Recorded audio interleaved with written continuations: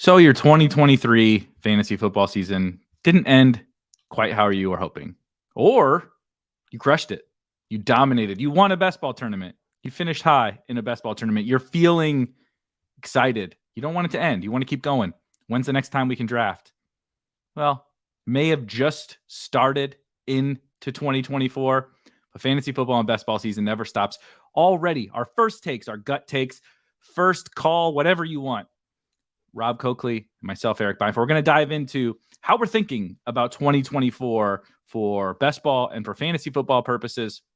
Some of the edges that we're thinking about when the tournaments come calling quickly on Underdog, DraftKings, FFPC's already out there. We're going to get you all set with some early takes, some first takes into 2024 fantasy football land. Let's do it.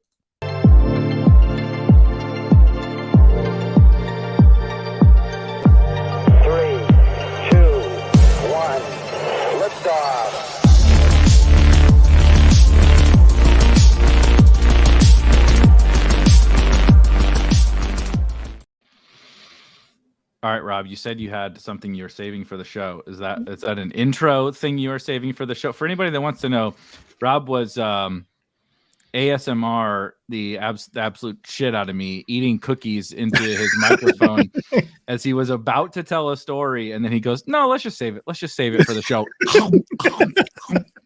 Into the microphone. So I was just curious, is this just we'll get to it, or this is hey, let me get on my soapbox before we dive in? No, this actually correlates, because what I was going to bring up is it was not cookies that I was eating, because I basically took a shower and jumped on the show in between working. So I had no time to eat dinner. And that was okay, because I have learned that, as you know, I had a birthday last week and I am just as old as possible dirt, like as there is right now. And once you hit a certain age, and I think I hit it last week, because since I had my birthday last Tuesday, I have had cheese and crackers for dinner 3 times. And I think there was a point in my life where I was like, who the hell is eating cheese and crackers just for dinner? Like that is an elderly person dinner. That is all the olds do, is eat cheese and crackers. I've spiced it up a little bit with original pepperoni here to eat as well. I have like a little snack container situation going on. And yeah, I'm eating cheese and crackers, and it's a delight. And I'm just so excited about it. And that's how I know I'm an old. So don't draft me next year. Yeah, don't draft Rob. There's a lot to process there. Wow. First, cheese and crackers are mega underrated. Yes. We're just going to get that out of the way. We don't need to go on another food tangent. Yes, we always shout out Melch. Adult Lunchables. Whoever said that there's an age that you're not allowed to eat Lunchables, they can fuck right off, because I don't know who dislikes crackers and cheese. Like, how can you dislike crackers and cheese? Cheese is incredible. It does make me feel sometimes how much I enjoy cheese. Like anybody that's watched Always Sunny in Philadelphia, where they make fun of Charlie for how much cheese he eats, like they're setting him up on a date and they're like, have you been eating cheese today? And he's like, well, yeah, because he eats cheese all the time. And they're like, how much have you eaten? He's like a block of cheese or whatever, and like, that's what I feel like when you were saying that. You're like, what'd you have for dinner? Well, a block of cheese. I went down to the grocery store and came back with this brick of cheese, and that's what I had. But it is straight. I always find myself at like family holidays or, group get-togethers or whatever. Everybody's got the smorgasbord of finger foods and all that kind of stuff. Like, I never want to eat the actual food, because it's like, dude, I just had like 17 things of crackers and cheese. Like, I just ate a whole sleeve of crackers with cheese. Like you said, yeah, the pepperoni taco chan is in here. You get the salami going, right? Whatever your preference is. Where I'm from the Midwest. People hunt and stuff around here. Deer sausage is a not so much anymore, because I don't hunt. It's not my thing, and nobody in my family does. But like where I grew up, there's some people that did it, like all that kind of stuff. Absolutely amazing. So it's definitely an old person type of thing to do. When you and I were not doing that when we were 21 years old or whatever, eating crackers and cheese. Not for dinner. Not for dinner. Yeah, it'd be like it's lying around the house. I'm like, okay, yeah, give me some of that. But anyway. I find it funny, you talk about feeling old. I have both.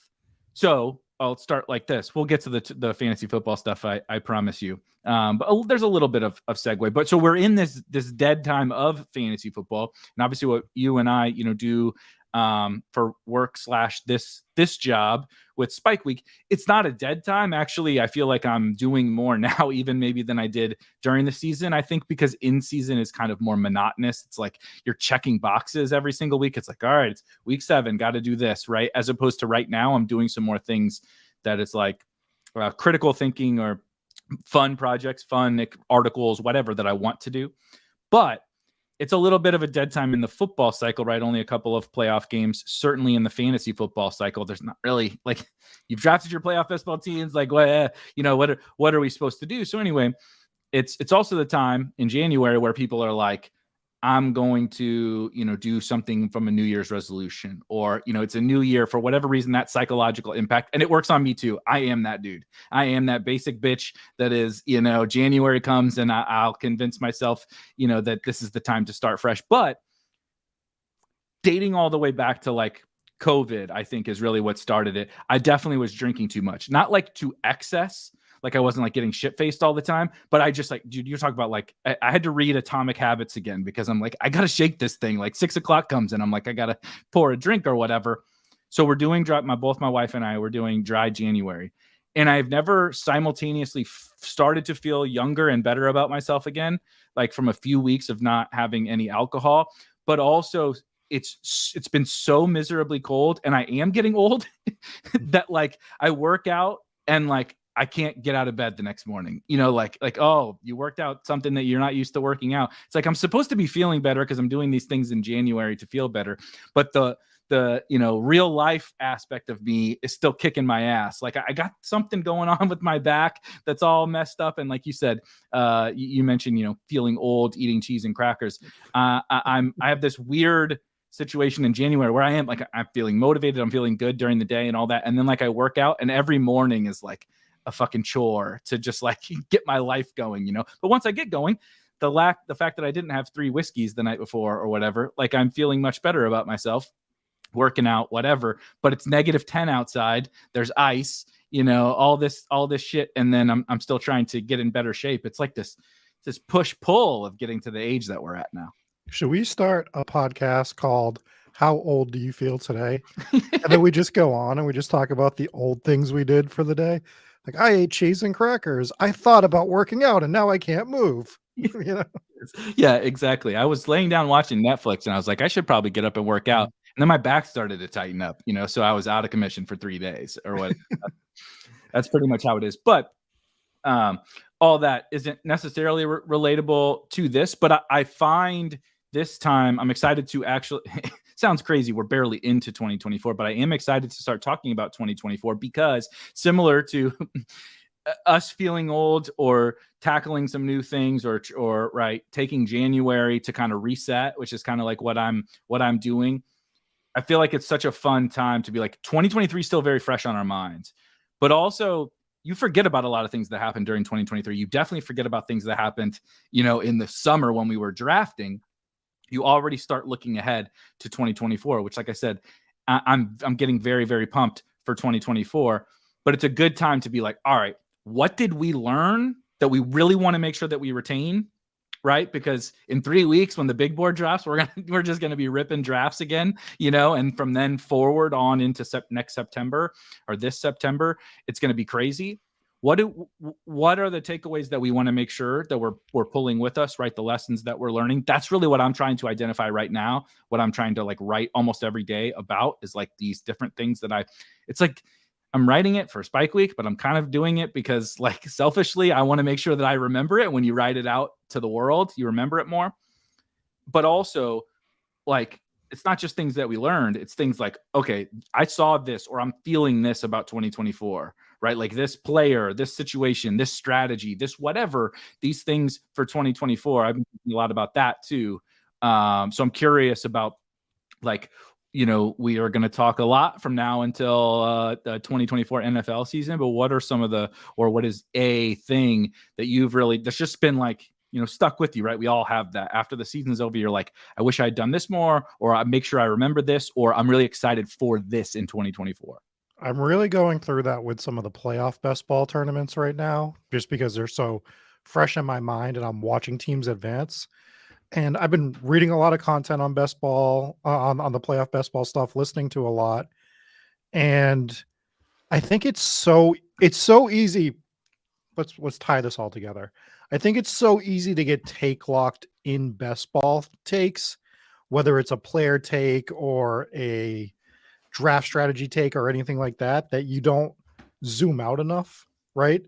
Because what I've been listening to and reading is about people's best ball philosophies. And if you just did this year, you'd be very happy about the teams that you have still alive in the Gauntlet or the DraftKings tournament or whatever.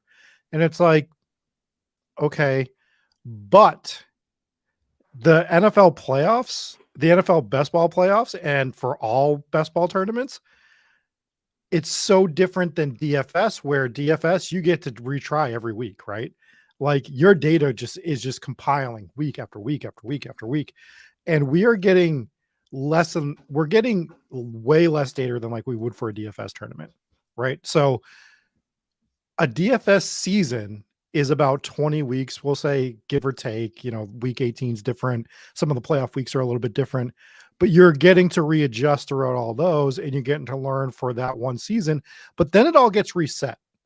So even week 1 next year, yes, Justin Jefferson is still one of the best wide receivers, but Justin Jefferson's price is going to be different on week 1 than it was, the year before. It might only be a couple $100, could be $1,000. Right? There's just these nuances. And I bring that up to the data that we have on best ball in order to get that type of information. A, it's impossible. And B, if you were trying to compile it, you're talking 18 to 20 years, right? So you start thinking about these playoff best ball tournaments and you're like, well, if you had just done this and this year, you'd be much happier. It's like, yeah, but what about the years that the Dallas Cowboys actually do make it to the next round? What about the years that Green Bay actually does upset the San Francisco 49ers? Which was very close to happening. Right? So imagine those teams. You got that 7 seed through, not even to the Super Bowl, but your draft strategy was to draft Ravens and then grab Green Bay Packers late. And guess what? That's going to play out at some point. I'm not saying that the 7 seed per se is going to beat the 1 seed. I'm sure it will happen in our lifetime, right? That 7 seed will get hot and it will make a run. Mm-hmm. But the 1 seed there's going to be a year coming up that neither of the 1 seeds make the Super Bowl. And it's going to be shocking and everything like that. So when you're drafting these best ball teams, anyways, that's been my thought. I know I'm kind of like scatterbrained all over the place, but my thought is we need to really stay open-minded about how we're drafting teams and what we're looking at and not getting take locked on certain results. Right. Yes. And that's what I think is happening really hard right now in playoff best ball, more so than regular best ball. But I do think that people are trying to dive into data that doesn't always matter, because a lot of the data from the year before is not a carryover, and we're automatically already adjusting to things as it is. We're going to see it again this year. We saw it last year with the quarterbacks rised up, right? Like that was one thing we talked about all off season. We talked about it the year going into it. Mm-hmm. It was 2 years before we were like, we know these quarterbacks are going to rise up. Well, they're going to start following again. But we saw, not only do we see quarterbacks rise up, we saw what we used to call the running back dead zone become non-existent for the most part last year. That changed dramatically. People got sharper in the way that they drafted, and that caused new pockets of being able to draft teams differently, and people weren't adjusting to it. People were still looking at running back dead zones. People were still trying to push quarterbacks too much in certain aspects. And I think that when you're learning these different like situations that arise for every year, you need to not look at it from the lens of 2023 or 2022. you need to wipe the slate clean. Not saying that you should lose all your information, but like in terms of drafting, be like things that you remember, like, well, the running back dead zone was always rounds 3 to 8. So I'm going to make sure I'm not drafting running backs from rounds 3 to 8. That changed dramatically. Running backs dropped. It was fine to drop running backs and draft running backs around 4 or 5 or 6 or 7. Rashad White won you like every tournament there was if you had him, right? Brees, especially after some of the Dalvin stuff, Brees plummets, right? You could have had Brees, Rashad White, Etienne, whatever, right? Like Kyron. Like you could have built a freaking superstar squad of running backs starting literally starting in the dead zone, right? Start Brees, Rashad White, right? Just hammer all these dead zone backs, because the dead zone is not what the dead zone was when it originated. And I think, to your point, I swear to God, to people, I got on this, we use StreamYard. I got on this StreamYard about 12 seconds before we were about to start recording. So we didn't do any single prep work, but something that I was going to bring up is very similar to what Rob brought up. And because I'm me and because I learn from weird stuff, I don't consume as much fantasy content. I have a couple people I listen to like pretty religiously because I just really like their work and they're where I get a lot of information. But most of the content I listen to is other sports. I really enjoy college sports and the NBA specifically. So I listen to a lot of stuff about that. And then I listen to business stuff, like history stuff, like whatever, right? I'm a life hack bro too, right? Today, the article I wrote today was kind of based around a Tim Robbins interview, and the article I wrote yesterday was based around a TLC song, right? Because Waterfalls by TLC, shout out to TLC, is 30 year. You want to feel old? Yeah. Tie this back to the beginning. Waterfalls by TLC is 30 years old this year. Yeah, Jesus Christ, that makes me feel really old. That makes me feel really old. But I'm not. If people get annoyed, does this trigger you? We're going to get off on side tangents here, but such is life. It's January. We got a lot of 2024 to discuss. So I'm listening to audiobooks, and some people dislike when they're like, you didn't read that book. Like I always tend to say I read this, because it's you cut right through the bullshit of somebody being like, what do you mean you listened to that book? So like you didn't, it's like a beer snob, but a book snob. It's like you listened to it. You must be dumb, is like what they're really thinking in their head. You know what I mean? But anyway, so I'm on an audiobook kick, and the one I'm not done with it yet, but it's called Story or Die. And it's basically about how it's super fascinating, and it has so many applications to the shit that we do. But to your point about the data stuff, kind of early on, it talks about, hard facts, right? Objective facts versus subjective facts. And it actually frequently talks about how people will bring data because it's a fact. Data is data, right? You're bringing it is a fact, but everybody is going to look at it differently, right? And this takes me back to my corporate tech days, where like one of my boss would basically say, like, when we would like, oh, bring the data. And it's like, well, data, he would always say, data is just data. And they go on in this book to say, like, data is neutral. And so to your point, people are trying to draw conclusions from something that happened in a small sample size of data, but that data is entirely neutral. It happened, it's describing something, whatever, but it's not necessarily telling us anything. Right. And I can draw something different than you can draw from the same data, because the data is neutral. Our opinions, and like what this whole book is talking about, the stories that surround it, right? The nuance and all that kind of stuff is different for every individual, because we all have different perspectives. We all have different beliefs. We all have everything is different. And so you can bring, right? You actually did this without knowing it. You said, yeah, so what happened was the 49ers beat the Packers, but the Packers were really close to beating the 49ers. That's also another data point, which says, well, what if they had done that? What if the Packers had right now you're sitting back and you're looking, if I snuck a Ravens 49ers team, right? I should have drafted all Ravens 49ers teams and tried to get them through. That's what you're telling yourself right now, because you're like, they're probably going to be lower owned. It's the most likely Super Bowl. That's what I wish I would have done, right? Give me all the Aaron Jones and Nico Collins and Mike Evans and all those guys in the first round. Just try to sneak Ravens and 49ers through. Boom. Like, I'm going to win this tournament. But that's how this played out just now. That's what the data is saying right now. There is another scenario. There are millions of scenarios, but there's certainly another scenario that could have played out where the 49ers didn't win that game, right?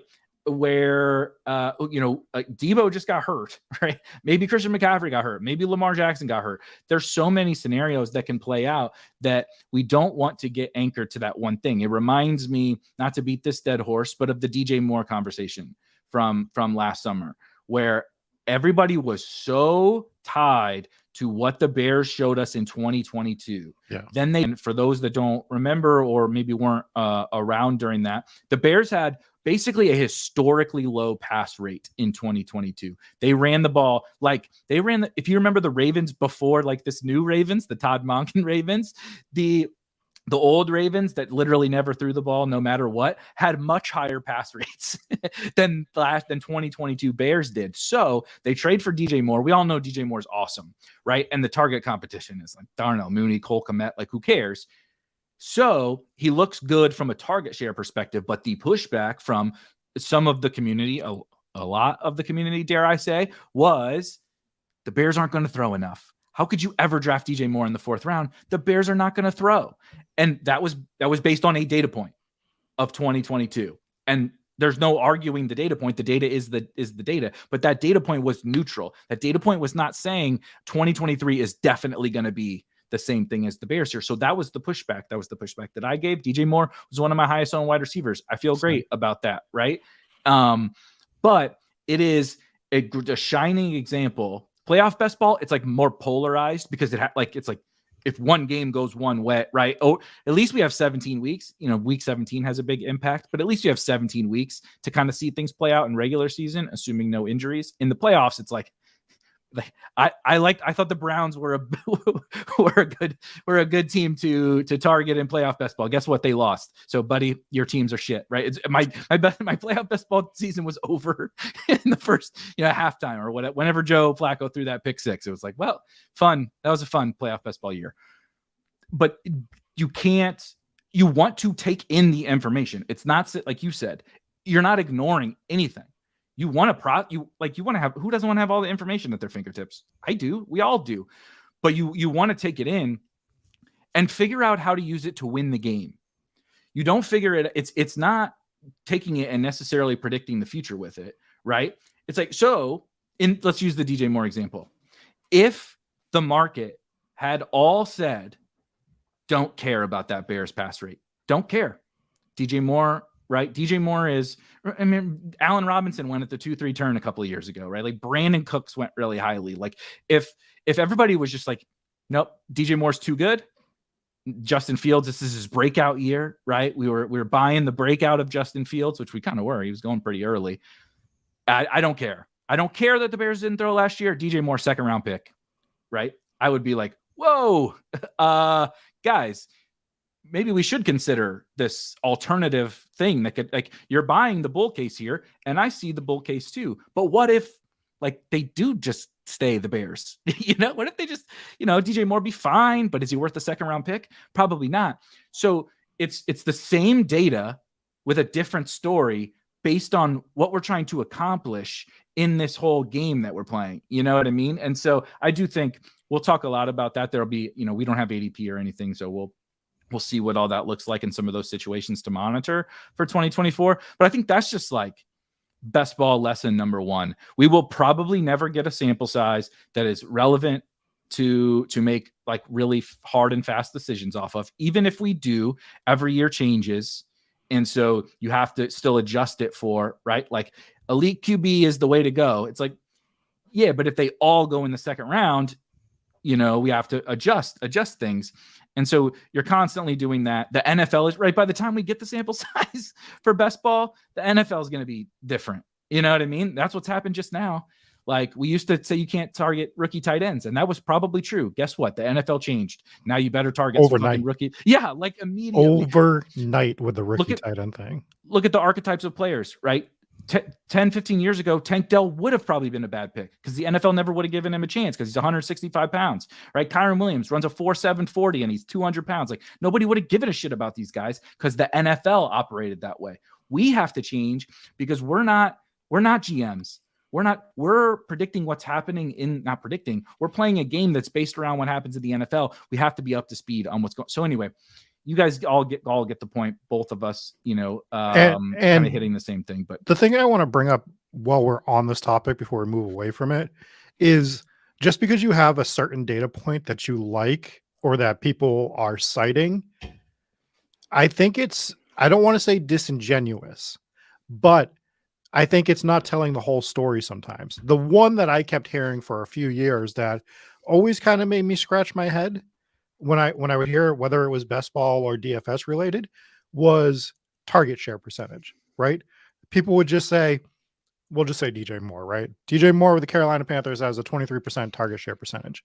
It's like, okay, that sounds fine, but there's 32 different teams in the league and 24% is different across the 32 different teams and what they're doing and how they utilize that 24%. It's a number that almost means nothing. Like, unless like the offense is going to stay sustainable, right? Like, so if the offense doesn't change for the Bears and it's at 24% and we have the same offensive coordinator, Justin Fields is still the quarterback, they're going to run essentially the same thing. Yeah, that means something. Right? If we're talking about Devontae Adams going to the New York Jets this year via trade, and we start talking about what his target share percentage was on the Packers or even what it was on the Raiders, the Packers would make more sense because we're talking about the same offensive, coordinator with the same quarterback, but it's still a different situation because he never played across from Garrett Wilson. So the variables are so different now. And I'm not trying to like call people out that were using that number because I don't think it's like a bad number by any means. But I think there needs to be context sometimes with some of these data points that we're looking at. And I think that people just get comfortable just citing a number like that. It's like, oh, well, he has a 26% target share. Okay, well, what does that mean in relation to the team he's on, in relation to the targets? Because you could tell me that, I don't know. I'm trying to think of a good compliment, someone that like had like a 34% target share on a team that threw like if Rondell Moore had a 34% target share, right? When it was Cliff Kingsbury's offense, does it matter? Does his 34% target share matter at all for the most part? Great. He has 9 targets. He's got 42 yards every week. He's not a threat to score a touchdown, but he's a 32% target share. So it sounds like he's good. And he's just like, yeah, he's getting more opportunities than everybody, but he's never winning you a DFS tournament. He's not winning you a best ball tournament. He's just not ever winning you anything, but that number looks great, right? So it's context of the number. How are we using that number to like actually make our teams better? Does that make sense the way I broke that down? Yes, absolutely. I think everything, the grand some good comments in the chat we'll get to in a second. The like synopsis of all of that, which is kind of what we talk about here and what I preach a lot, largely in the Discord, is just nuance and context is the game actually. Like I said, data in and of itself, any stat, it's not that it's irrelevant. It's actually the opposite. It's very relevant, but it's neutral. It doesn't mean no data means anything that we can take away and learn from without the context, right? Like you said. So I got 2 players with we'll call it's basically this is actually kind of funny. So here's 4 players, all about a 26% target share this year. Okay. Justin Jefferson, Jamar Chase, Cooper Kupp, Adam Thielen. If we just look at the target share, you might say, dang, Adam Thielen, what a smash. And of course, like I'm not trying to do the whole Adam Thielen thing again. He was awesome to start the year. But the usefulness of all of them, quite frankly, is quite different. But you know what I mean? Justin Jefferson, Jamar Chase, Cooper Kupp, 3 of the best wide receivers in all of fantasy. Cooper Kupp is much closer to Adam Thielen, apparently, with his second half, although he was a little bit better. But if you just barrel it down to that number, I can be like, well, Stephon Diggs had a higher target share than all of them. And he did have a higher target. Would you rather have Justin Jefferson or Stephon Diggs? I know my answer, right? I know my answer. And so we can manipulate, right? I'm just manipulating shit. That's all I'm doing. I'm not actually saying anything. I'm just telling a story using context around some data point that we just decided to look at. And that's the thing with best ball that I've kind of tried to talk about in some of the recent articles. Like the waterfalls thing. I could tell myself a story about anybody.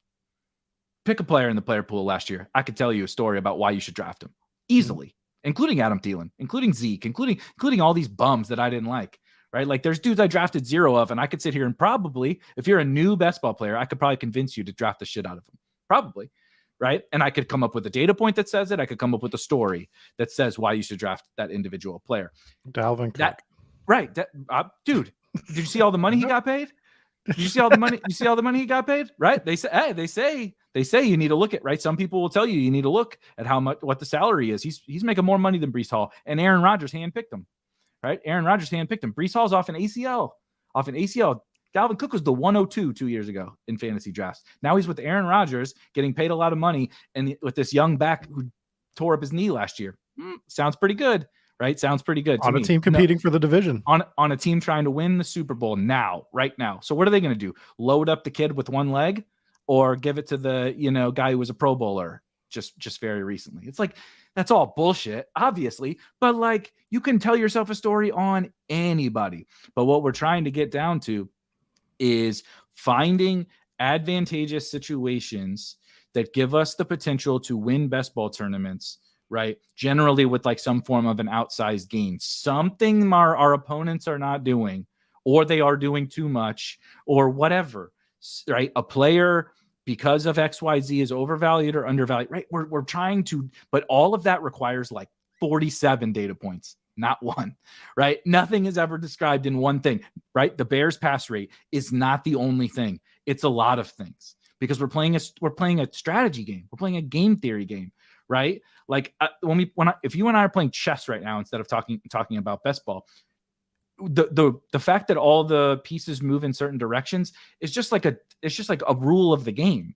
It doesn't give any distinct advantage, right? The Bears pass rate doesn't give any distinct advantage. It's neutral. How you navigate that fact and how our opponent, how you're using it versus how our opponents are using it, that can become a strategic edge, right? And so that's the big thing as we get into 2024. We're going to get into all that shit, right? Including the Bears, because they're going to be, are they taking Caleb? Are they trading? Are they keeping Fields? Who the fuck knows? But like, we're going to get into all that. And every time we talk about it, that's like what it's going to be. It's going to be, everything is about finding that angle to win a best ball tournament. I don't give a fuck if I'm right. I don't care. Like, I don't care about any of this. I don't care about the Bears pass rate. I don't care. I don't care about any of that. The whole goal is to sit down. Boom. Now it's 2024, right? We, like you said, we wipe the slate clean. We don't throw away the data, but we wipe the slate clean and we come in and we say, now how do I win in 2024? Right? I've been drafting zero RB teams. Sorry, just quickly. Yeah, I've been drafting zero RB teams for years because I believe it's a strategic edge in these tournaments. I keep mostly getting proved correct.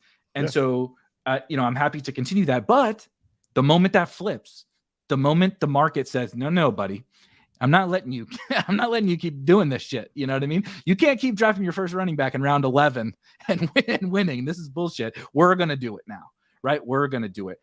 Once they do that, well, sign me up. Sign me up for right. Sign me up for all those running backs that you're going to let me have. That's the game. It's not really any of the stuff that is maybe as fun to talk, right? Citing target shares and all that. It's just a little different game than that. Isn't it funny though? Like you brought up those 4 different players with a 26% target share, and you don't even have to say the player names, right? You could just break it down as simple as this past year. Did you want a 26% target share from receiver on Rams, Vikings, Bengals, or Panthers? And obviously there's nuance to that because they all get drafted in different positions, right? Thielen was much later, and that's part of the nuance of best ball and all of that good stuff. But you don't even need to say player names sometimes. You need to know what that player's doing, but what is the context of the team doing? You want a 26% target share for the wide receiver that plays for the Rams over the Panthers, as long as Sean McVay is there for the most part. Like, I can already tell you that you want the player from the Rams that has a 26% target share next year from the Rams over the player from the Panthers. Drafting will reflect that for sure. Like, you'll have the price difference. Puka is going to be a first or second round pick, probably a second round pick, I would guess off the top of my head. Mm-hmm. And whoever the hell is the number one wide receiver from the Panthers is probably going to be sub 10, round 10 at this Correct. point, would be my guess. Mm-hmm. But I still want Puka like on a way higher, basis than I do on the Panthers, because that offense, just the offense in general, is something that we are going to believe in more. So it's using the context of those numbers, to your point, and discerning everything about it. Saying a guy has a 26% target share doesn't mean shit. It just doesn't, if you're not understanding the context of the 26% target share from what the player is able to do with that 26% target share. Rondale Moore is not doing what Justin Jefferson does with a 26% target share. I don't care what team they're on, right? So this is the nuance of the player. There's the nuance of the offense that they're playing in. Understanding the data that you're getting and implementing it, and we can move on from this now. Yeah, for sure. To catch up on some chat, I did miss this one. I like this is good from new collector or NU collector, new collector, best ball charcuterie board from the beginning conversation. I like it. Well, we like to mess around with dumb stuff like that. I'm sure I can use that in some cliche. I'm a big cliche in quotes guy. So in dumb names, applying really, really stupid names to things like the waterfalls thing was a good one.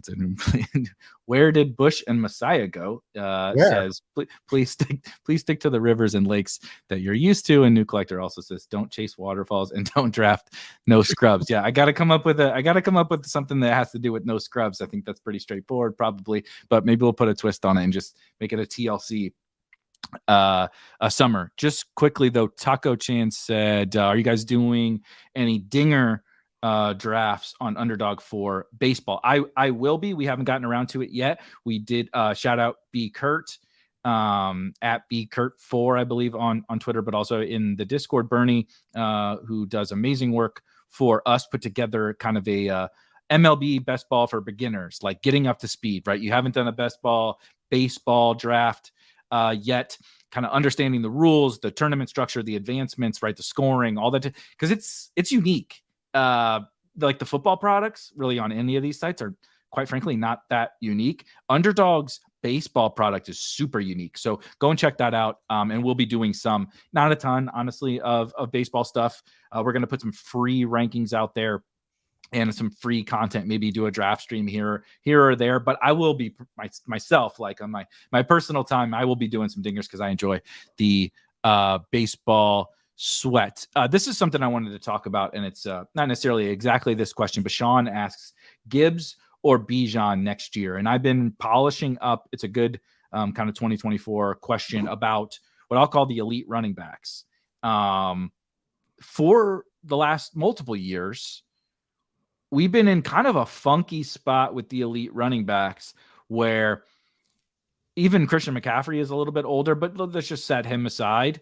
Outside of, say, Christian McCaffrey, every year, like the highly draft, first round, even like second round running backs have been like older. And like, it's been, like I said, why zero RB has been like so fun. It's like, well, 2 years ago, Dalvin Cook was the 102. It's like, am I really, like, is Dalvin really going to bury me? Like, he could be good, of course, but like, is Dalvin really going to be like, that's the guy you need? Like, no, he was just like a good locked and loaded RB1, right? This year, I understand other people deferred, but like Austin Eckler felt like that to me. It's like, man, he's run real hot to be this superstar running back. And he's an awesome football player, but he's like 28, getting older. Pass catcher, still never ever really became like a workhorse. Like, it's been really efficient, and efficiency dies as you get older. And I was like, could he bury me? Technically, yeah, but like, I don't know, right? It was Kamara before, who, like, these guys are still good. No one's saying that they've like completely lost everything, but like, it was Kamara, right? A couple of years ago. even like Saquon and stuff this year. I know he's not old, but there's a lot of mileage on old Saquon Barkley's tires. And like it has been those early round guy, Derrick Henry, for multiple years now, right? It's like I don't, of course, as a more of a zero RB bro, I didn't really ever feel uncomfortable fading almost all of those guys. Now, the running backs that are going to go, here's who I've projected to go in the first round on my early 2024 ranks. CMC is the 101. Brees, the RB2, not the 102, but the RB2. Kyron is the RB3. I keep going back and forth on all three of these next three guys, but I have three more running backs. So I have 6 running backs in the first round, which is a little bit of a change up from the last couple of years as well. Gibbs, then Bijan, then Jonathan Taylor. I actually have Jonathan Taylor at the 1-2 turn. I think he's 12 overall. But what's the difference between all of those running? Like when I name all of those running backs, it's like 23, 24, 23, other than Christian McCaffrey and superstar. There's not an issue. You don't have a single question of talent. You have a small question of role with like Bijan and Gibbs, but Gibbs was awesome in a smaller role and that role grew this year, right? You can tell yourself the story about how Gibbs becomes better. It's like, I'm struggling, honestly. Luckily, we don't have drafts to do just yet because I'm putting together these ranks and I'm like, I really believe, like I have an article in the hopper that's telling that I kind of believe at a macro level, 2024, it's like the last great year for zero RB. And then on the flip side, I have 6 running backs in the first round and they're all like 24 and younger. You know what I mean? It's like, those two things don't jive. And so for me, I will say to Sean's question, right now I have Gibbs ahead, but I also have them right next to each other, Gibbs and Bijan. And so, right, depending upon who Atlanta hires, what they do on offense, who their quarterback is, Bijan could be ahead of Gibbs next year. But the greater point is like that collection of running backs is the strongest that we've had in a long time. Like even last year, people were foaming at the mouth over Pollard and Jacobs and Henry and stuff at the 2-3 turn. I did really like Tony Pollard, RIP. Thank God we don't have to deal with that anymore. But like those guys are not this. Like even Tony Pollard's not Jahmyr Gibbs. Right, Tony Pollard's not Bijan Robinson. So how are you thinking about those guys for 2024? Because I'm really struggling with it. And I don't generally struggle with the early round guys because I feel like it's pretty straightforward. But that also ties it to the tight end thing, right? It's almost like we had this running back class. I know they all didn't get drafted the same year, but we just did the same thing over and over. We did Dalvin Cook, we did Joe Mixon, we did Alvin Kamara. Yep. It just feels like those have just been the guys for years and years. And we did it with quarterbacks like 5 for a long years, time. Probably. Yeah. Something, yeah. We did with quarterbacks for 10 to 15 years, where it was Brady, Manning, Drew Brees, all right? And then the tight end one was the same until this past year. So we're just seeing the positional churn kind of.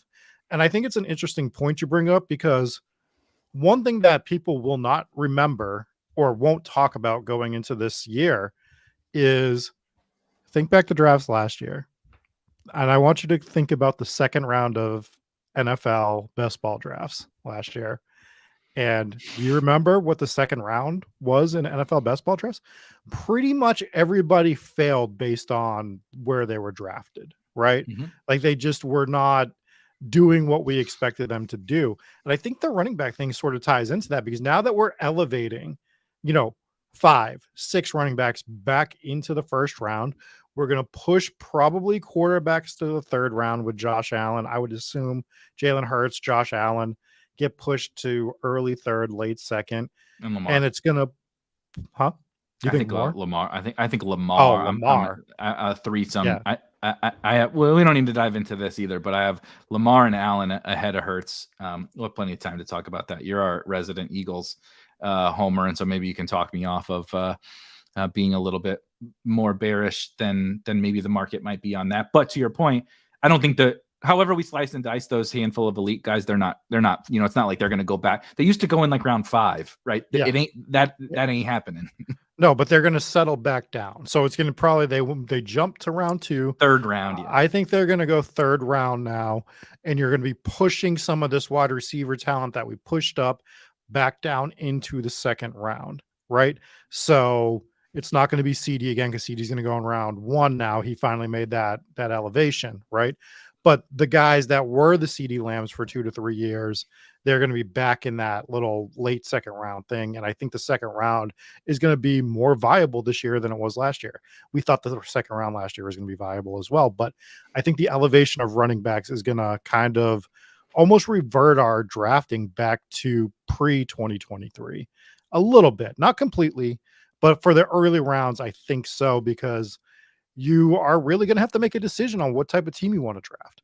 Do you want to draft these running back teams now? Because I mean, outside of CMC there, and even with CMC, I was still scared to take him occasionally because it felt like if you took CMC early, you were getting buried at wide receiver with how many were going, right? Like if you took CMC, your first wide receiver generally was Devonta Smith or T. Higgins if you wanted to go with them in round 2. And I don't think that's going to be the case this year. I think some of these guys are going to get pushed down. I think you're now looking at like a Chris Olave, right? Like at that end of that second, round, early third round. So that feels a little bit better. And I know you could get Olave sometimes here and there with CMC, but overall, you know what I'm talking about. So I think that the way you construct your teams, I think that is going to make hero RB teams more viable, but more frequent, probably. Yes. I think people are going to be more in on that because they're going to be like, well, now I need to do some Bijan teams. Now I need to do some Jahmyr Gibbs teams. Now I need to do some Kyron teams. And Kyron's the interesting one there because I wonder how I think sticker shock, it can still be a thing early with Kyron Williams where people are like, he was getting drafted in around 17 or 18 last year. Why am I going to draft him in round 1? And I think it might cause people to bypass him for a little bit, right? So I think that's going to be interesting in terms of that. Kyron also sticks out like a sore thumb from a talent perspective. Yeah, he's bad in the first round, right? He's slow. He's small. He's got bad hair. It's not great, right? We've never seen never Kyron beaten a video game. Exactly. He broke his hand in that last game, at the very end of that last game. Did you see that? They tried to put him that he didn't go back in, but he broke his hand. That was the most absurd tape job I've ever seen. I can't believe of all the player safety stuff is in the playoffs is just absolutely mind-boggling. Like these dudes get smoked in the dome. I mean, who was it that I think it was this weekend was going to get tackled, got hit, right? He's going down, got hit helmet to helmet, and then his head slammed on the ground, goes to the tent and comes and clears concussion protocol. I said, clears concussion protocol. He was closer to death than he was to clearing concussion protocol. Like the guy was out. There was nobody home, and it was like you saw his body go limp, and you're just like, that's. I can't remember who it was, but they even they didn't zoom in on his face, but the camera just happened to be on him, and his eyes underneath. He was like, just like stare. Like I'm like. He might be dead. Like that was so bad. Like it was so bad. And he just went back in. And the same thing, Kyron. I'm like, the dude's probably got, a pudding pop inside of his hand here. Or what? No, Shakir's hit. I can't believe he. No, Shakir was the one where we thought he broke his shoulder or something. I thought at first I was like spine, neck or something. Cause you don't take that kind of hit. And he's a little dude. Like you don't take that kind of hit. And then he, and he just like, it's like when your body it's one thing to like kind of flop down when your body just like it's like the bones are gone, everything just turned to liquid form, and your body just goes like this. But anyway, on the running back thing, Kyron stands out like nobody. Like you said, sticker shock is absolutely a real thing. People will say he was this last year, right? Bijan was a first round pick last year and failed, but we know his talent is good enough to be a first round pick. Kyron's talent wasn't even good enough to the market, to the public perception, wasn't even good enough to get selected, right? Yeah. He wasn't even good enough to get drafted. We thought Zach Evans was, but the greater we thought Zach Evans. Zach Evans, right? But the greater market said, yeah, well, I'll take Zach Evans over him. So how the hell could this guy be a first round pick? No offense to our guy Moxie from the Discord. I remember this conversation very vividly during the year. So obviously Underdog does their resurrection drafts. They just do like one tournament when the season comes, and you can kind of try again, in week 7 or something like that. Well, DraftKings does a new best ball tournament every single week, right? They launch a new bet, like Monday's here. They launch a new week 3 tournament, right? And so it's actually pretty fun. I got to make sure that I play them more next year because I didn't draft very many and I advanced like 2 out of 6 or something like that in those, and they were pretty good teams. Point being, you're going to get a very different blend of players. They're really, really fun for that. But B, the market reactions and overreactions and underreactions can be wildly crazy. And Kyron was one that the market was underreacting on. And like I said, I love Moxie, incredible member of the Discord and super sharp guy, also great with food. So if you want, we're bigger on food around here. Okay. So you got a whole food channel. There's a food channel and it's one of the most popular. You don't come to Spike League for the best ball advice. You come for the food photos and recently Netflix recommendations. But he was like, he kind of had the sticker shock thing. It was like, he was like, oh man, I just watched somebody take Kyron in the second round. I said, oh, second, like that's a good value. And he was like, what do you mean? He's like a 5th rounder. And I was like, no. He's the second best running back in fantasy behind Christian McCaffrey. I'm like trying to explain that. I'm like, everything about him is elite, like elite. He's not going to have an 80-yard touchdown like Brees, but he's elite fantasy back. Right.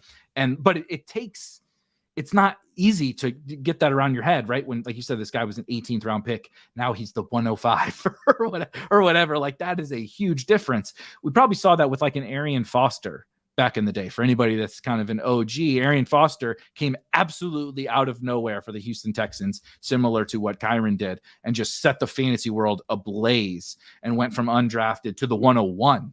Yeah. Undrafted to the 101 in fantasy, and it was deserving. So I think that will definitely happen.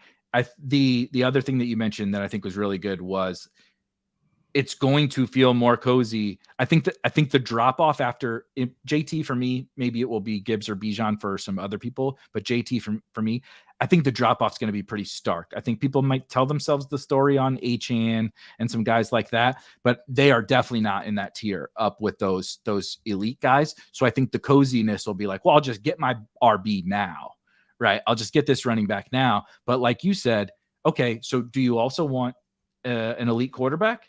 Do you also want one of these good young tight ends? Because there's some pretty good young tight ends in this fantasy, circle. Now, the next thing you know, like you're in round 8, you got 2 wide receivers or maybe 3 wide receivers, and you are locked the hell out, buddy. Because it gets. That's not changing. That's the thing that I feel incredibly confident in is you are going to get locked out a wide receiver. Like that started 2 years ago, and it's not going on Underdog at least. And probably drafters, it's not going anywhere. You're getting locked out a wide receiver if you don't dedicate enough resources to it. So it's going to be a really delicate balance of how to handle the total overhaul of running back and tight end. Yeah. They've completely changed both positions for the better from a youth and excitement perspective. But what that does to your roster construction is going to be like Spike Week hasn't existed in a year like this, like what we're going to see in 2024. It's a totally different game from the last 3 years. I was super comfortable punting tight end. I think I had to make myself start drafting some of the earlier tight ends at one point, because when we would come on here, I'd be like, yeah, dude, I don't draft tight ends till, the 16th, 15th round in general, because I'm just comfortable punting tight end. It's not going to be the case next year by any means. And to your point, we're going to have another Rashad Bateman line this year. That was the line last year. Rashad Bateman was the line. You can laugh about what he did in the season now, but there was a clear line. Like you either had 5 or 6 wide receivers before Rashad Bateman, or you didn't, and you were just scrambling. You're like, I don't even know what I want to do. Who are the values that I'm trying to find here at wide receiver? And you found some throughout, but I go back to the Tyler Boyd thing. You start drafting Tyler Boyd because you're like, shit, I just need a wide receiver with some Jacoby Myers. Yeah, people that I think are actually going to do something maybe. And by the time you look at your team, you're like, shit, this team is not as good as I thought it was going to be. So yeah, I think that's a really compelling point to bring up, where we're going to be looking at our teams, and you're really going to have to understand the structure of your team as you're drafting it and what you're looking to do with it, because you're not always going to be able to punt tight end this year. You're not going to be able to get away with some of the elite quarterback with the running backs that you want to get and all that fun stuff. So yeah, I think that's a great point to bring up. It's definitely a tricky one. This is also to kind of put a bow on that running back element. Dorito says, who shout out to him, by the way, and shout out to him and Updog. I don't mean to keep lumping you guys in together. You're your own people. You're not, we shouldn't only speak about you in tandem. But when two of our avid members shipped first and second in the drafters tournament, $500,000 between those two guys, incredible and impressive, but an awesome point. He says this rookie, right? So the 2024 real life NFL draft, the running back class is not very good. There is no Bijan, there is no Gibbs, there is no JT, there is no Brees. The RB1 for me tore his ACL halfway through. Like my rookie RB1 tore his ACL in October or whatever. So he's good, but after that, it does get a little sketchy. We all have some guys that we like, right? And we'll talk a lot about the rookies and everything moving forward. But it's just another element to like, you want, you got to, that's going to be a huge decision point. And I think it's been easier these last few years. Whereas, like I said, my best team in best ball for the last 2 years, my first running back was Antonio Gibson in the 10th round. It's like, clearly I didn't give a shit about any. My priority was give me the wide receivers and Lamar Jackson. I mean, Sam Laporta was my tight end one. So even though I waited that long, think about that. Even though I waited that long at running back, my first running back was round 10. I still had to punt tight end. It looks great now because it was Sam Laporta that I happened to land on there. But if I land on whoever, Luke Musgrave, Dawson Knox, if I land on that team doesn't even advance. But I had to get so lucky just to still get good wide receivers, right? And my wide receivers were good. They were not amazing, right? JSN was on that team. DK Metcalf was on that team. George Pickens came through in the end, but he wasn't amazing for the whole season, et cetera, et cetera. So if I had to make those tough decision points last year when it was easy to fade the running backs, wait till this year when you're like, my God, I don't want to be underweight any of those running backs. Because that's my gut take is like, why would I want to be underweight second year Jahmyr Gibbs? Like that sounds foolish, but okay, what are you going to do then? Like, that's fine. There's nothing wrong with that opinion. I think most people will have that opinion. But then what, right? It's like, so you're going to be underweight, Tyreek? You're going to be underweight CeeDee? You're going to be, it's like, these are difficult decisions that you start to make. Cobra Kai asks, I promise we will get to some of this, but I don't want to kick off 2024 with who is 2024's Kyron Williams. We'll get to all of that kind of stuff, but I promise we will get to some of that. Yeah, Updog and Dorito crushing the overlay. One of the, I know you got hometown ghost stories, but for 2024, we had guys teams, in 2023 that we were both bullish on and very bearish on. You got called out for the Davante Adams thing. Both you and I were extremely anti-Raiders. Like probably one of the biggest opinions that I had of a team on the negative side was actually about the Raiders, and thus led me to not very much Davante Adams, almost no Josh Jacobs, right? Et cetera, et cetera. Still waiting for someone to show me a team that won a tournament with Davante Adams. Those two had them, I think, or different tournament though. Yeah, right? yeah, definitely cumulative versus the part of the Raiders' skepticism was the tournament formats where it's like, Jimmy's not going to make it to the end, and they're going to have Aiden O'Connell, which is literally exactly what panned out. I mean, shout out to Davante. He's still Davante Adams. I actually think he might end up possibly a value in 2024 because I think he hasn't shown us any signs of slowing down, whereas the Raiders might be getting better, and yet I think he's going to fall a little bit when he maybe should rise. But we don't need to get into that. He might not even be there, though. He still might not be there. Yeah, well, we will definitely. That's a fun one to monitor. But on that kind of note, at the team level perspective, is there anybody that you're like I said, first take, gut take, doesn't have to be researched or whatever, on the I'm really excited for this team, and the opposite end, like my gut is like I don't want any part of that team? What would be those two for you? Well, the easy answer for this, and if you're drafting big board teams, I think that the reason you're jumping in big board drafts and hammering out 5 to 10 teams immediately is because of what's going to happen with the Green Bay Packers this year. And I was a little bit on Green Bay last year. I don't know if you remember. I was like, I don't think they're going to be elite, but I think they're going to be better than people think. And it took them a little bit to put it together. Boy, But were they. Boy, yeah, were they better. Jesus Christ. I mean, from week 1 to week 17, it's just a turnaround of a team. And I think that the big board, especially because marketplace gets changed by the time we get to the real tournaments, right? And you start to settle in, and there's still changes. People, because of injuries and camp reports and everything, there are fluctuations, but there are no fluctuations quite like the big board in the first couple weeks. So I think that if you're doing the big board, you need to make a note to be drafting the Green Bay wide receivers, right? And maybe even Jordan Love, because I think Jordan Love will start off down low, and I think he might end up to a point that he's overdrafted by the time we get to some of the bigger tournaments, and we're not drafting Jordan Love as much. But I'm looking forward to seeing what the Green Bay Packers do more than any other team in these drafts, just positionally and all that other fun stuff. The wide receivers are going to be real interesting to see who's drafting who, where, who's the number 1 wide receiver in Green Bay? Who's the number 2? Who's the number 3? Who's the number 5? I can't. You go all the way down to Bo Melton. You tell me. I don't know. Bo Melton was playing as much as any of their wide receivers in the playoff games.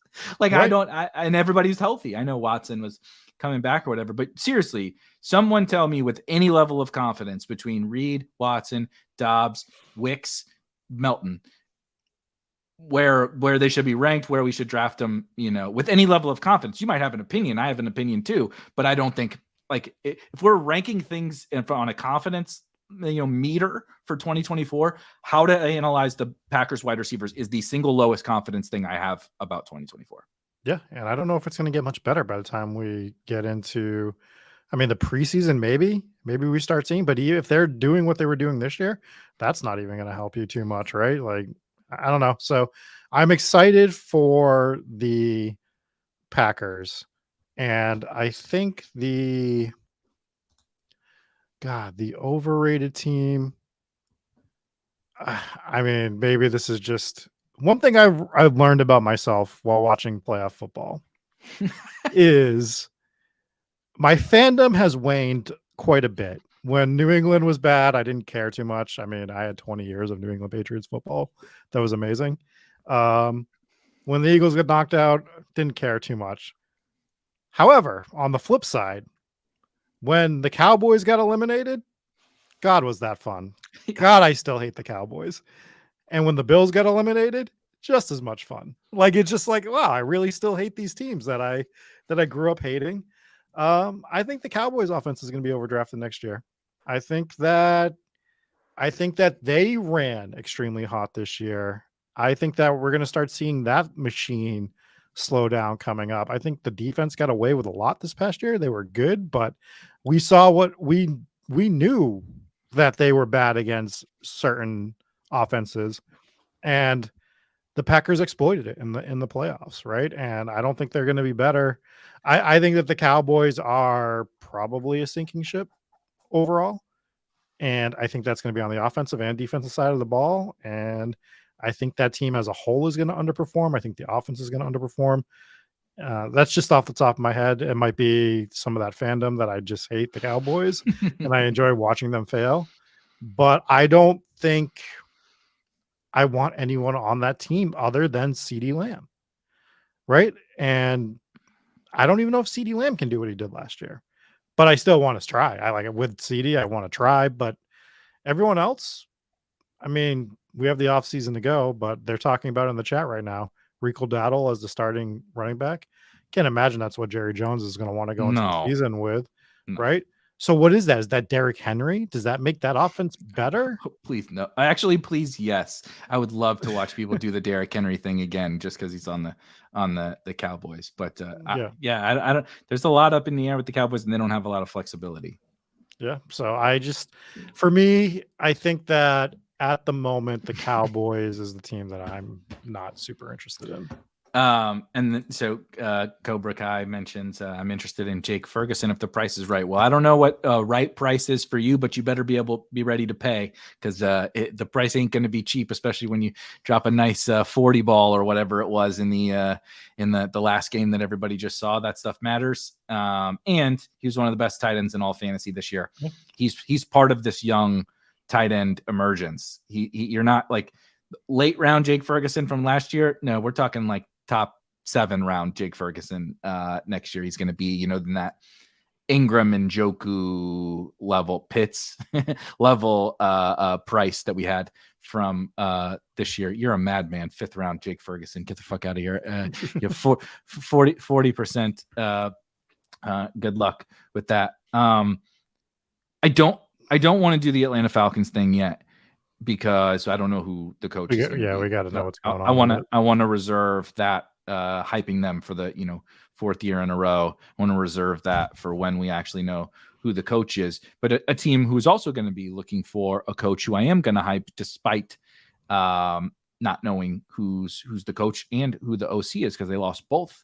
And that is the Seattle Seahawks. I was pretty bullish on them this year, and I feel honestly really excited to buy the dip, if you will, on the Seahawks for next season. I think DK Metcalf has proven everything we need to know about DK Metcalf as an NFL football player and a fantasy asset. He had his biggest game against said Dallas Cowboys with the 3 touchdowns and, almost 40 fantasy points, or 40 it was on DraftKings. Jackson Smith-Njigba started coming on down the stretch. Tyler Lockett might be the guy. I wasn't really into Tyler Lockett this year. We'll see. He could be that like veteran that does start to make sense based on his price, because he was really not very good. This year, Noah Fant is gone. They have 2 running backs that we know the roles. We know what Ken Walker is and what he brings. And we know Zach Charbonnet, kind of as the 40 to Walker 60, but also the passing down back who's a big old bruiser, and thus has the contingent value that we're looking for, right? You're going to have to pay for that contingent value, but sometimes that's what we got to do, is pay for the lock contingent value. And the talent on this offense was not the issue this year. Maybe Geno is part of that issue, so we'll see. But I think we're going to get good prices on these guys, because quite frankly, they were terrible at cost last year. Metcalf was okay, but he wasn't as good as other players that went around him. And I think the overall sentiment on the Seahawks is going to be bad. But that sentiment is because of Pete Carroll and because of Shane Waldron, who are now gone. And you bring in somebody like, imagine, like Daboll went to the Giants, right? If Daboll had left the Bills and went to this Seahawks team, we would be foaming at the mouth for him to be slinging it around to DK Metcalf, JSN, Lockett, maybe a tight end that they bring in or something with those running backs. We'd be foaming at the mouth. But the way Pete Carroll played was just not good for scoring points. It was definitely not good for scoring fantasy points. And I think people will still be really attached to that, because that's what we have, right? To tie it all back to the very beginning, the data we have is the Seahawks have really underperformed in the last year or whatever. And JSN wasn't very good despite getting all the hype as a rookie, right? And Tyler Lockett, maybe he's falling off. But how much of that was Pete Carroll? And how much of that was that's how they wanted to play, dude. They were so not aggressive, not trying to score points. And that's why they missed the playoffs with a really good team. And so I'm looking to buy back on them. This is very much cheating and low-hanging fruit. But my God, the Titans are going to be so bad, so bad in 2024. They might be, Tajay. So I don't want to say I'm fading, because Tajay, looks really fun. If you have him in Dynasty or something like that, shout out to you for having him on your Dynasty rosters, because he's going to be awesome next year. But it's going to be like comeback mode off. Awesome. He's going to catch like 10 passes and get you there. They got a rebuild on their hands. I don't know what they're doing with Hopkins. Obviously, Vrabel is gone. I know Levis showed some stuff, but I don't really think the Levis is, going to elevate an offense. And they are, they wouldn't, if they thought they could run it back and win, they would have kept Vrabel. But they're clearly showing us their hand that it's rebuild time. Every year late, though. Yes, 100% a year late. But I don't think Burks is the answer. I don't think Chig is like a difference maker. I think they're just going to be really bad. And so I'm not sure that they'll be treated that way to that point. Like, they should be treated like this year's Patriots, probably, where Tajay is fine, whatever. You're paying the Ramondre price or something. I'm making up, right? You're paying a price for Tajay because we know what we're getting from him, but like the rest of the offense is just atrocious. But I don't think, I think people will keep a light on for Burks, you know, and if Hopkins is still there, people keep doing that 3rd, 4th round DeAndre Hopkins thing. And I just don't think I know it was a multi-year, but was there like an out? Because you gotta, I mean, it just doesn't track like to have him on your team, right? It just doesn't make any sense. So I totally agree. Off the Schneid's on the opposite end. So we'll see. We'll have some fun. We'll have some fun conversations. I'm willing to listen on the Titans, and Tajay is my guy. So it pained me to say that because that's one of my favorite players, and I'm excited to see what he does in a full-time role in 2024. But I'm quite out on the old Tennessee Titans. All right, we got to get out of here. We will get back here to our regularly scheduled Monday and Tuesday live shows, but we're also going to make sure that we start getting out. That's why I've been doing a lot of writing, because that's going to lead into some videos that we're going to start getting you prepared for 2024. We got rookie stuff coming. We got, rankings to review. We got some strategy stuff similar to what Rob and I talked about, and all sorts of goodness coming. So hit that subscribe button so you can just help us out. Like, we would appreciate it if you're hanging out with us. We would really appreciate it. But also, we got lots of good stuff coming in. It won't only be, we've been mostly, kind of live shows. We're going to try to get more of a breadth of content here. Anything else, Rob, before we get out of here? No, come watch Hometown Ghost Stories tonight at 9 p.m. We are talking about ghosts from Hawaii tonight. Oh, that actually does sound interesting. Hop in the Discord, hit subscribe, and we'll see you guys next week. Peace.